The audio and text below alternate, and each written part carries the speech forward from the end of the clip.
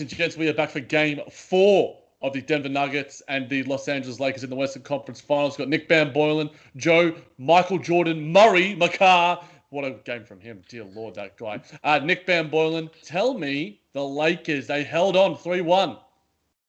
They did. It was a bit of a nail-biting finish once again after things really slowed down in that fourth quarter scoring-wise. Both teams were shooting the lights out really right throughout the game, starting with Anthony Davis from the get-go. Just couldn't miss. At one stage, you looked at the play-by-play sort of on the ESPN stats, and it'd just be make Davis, make Murray, make Davis, make Murray, and just kept going back and forth.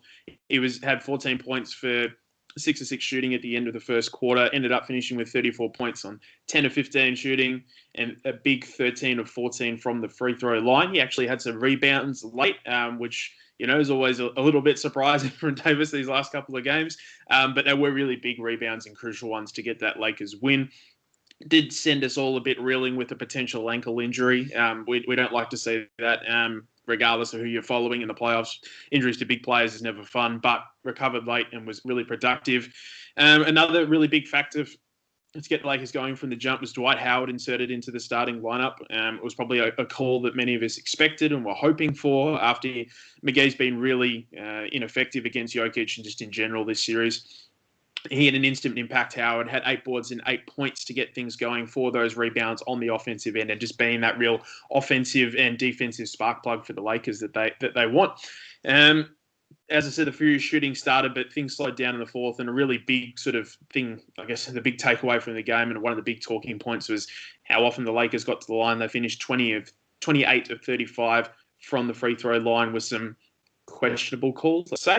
But another place that they dominated was the glass. They had a 41-33 rebound advantage at the end of it, and a lot of second chance points as well, above 20 for the game. Now, King James, probably not his best game of the playoffs or his playoff career, really, particularly on the offensive end. His jump shot was just really non-existent and not working at all, but he still managed with 26 points, got to the line a lot after sending in a little bit of a complaint seat.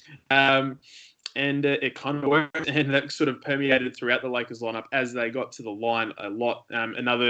A lot of big performances from the supplementary players from the Lakers in this one. Kuzma got into things with a double-digit scoring game. KCP had some big buckets, particularly late. He had 13 points. And playoff Rondo, he moved into 8th all-time for playoff assists, passing Scottie Pippen. Again, really playing some big minutes, particularly in that third quarter. He finished with 11 points, 7 assists, and 5 boards. So lots going right for the Lakers there. But yeah, they got to the line a lot in that one. Yeah, I forgot my whistle. I'll make sure I bring it next time if it continues in that regard. Joe, we had Michael Porter Jr. hitting so many shots that he was turning into a pro-vaxxer. What else went right for the Denver Nuggets, despite the fact that they did get the loss? Are they still in this series? For Denver tonight, yes, they did get great production from Jamal Murray, who we've really noticed is emerging into a star in front of our own eyes. And I know some people like to question how valid it is because of the bubble play, but I think it's safe to say that this man is blossoming right in front of us, and we'll see how it carries into the regular season next year. But besides that, a bunch of calls that could have went their way that maybe didn't, and of course, they really struggled on the offensive glass tonight. They gave up 12 offensive rebounds to the Lakers. And if you're the Lakers, you play with great size, so if I'm Denver, it's going to be a huge problem for me. But how can we adjust it? How can we throw in different lineups to change things up a little? Maybe make it so they're not getting so many second chance points. I think I heard at the end of the game, they were outscored 25-6 in second chance points.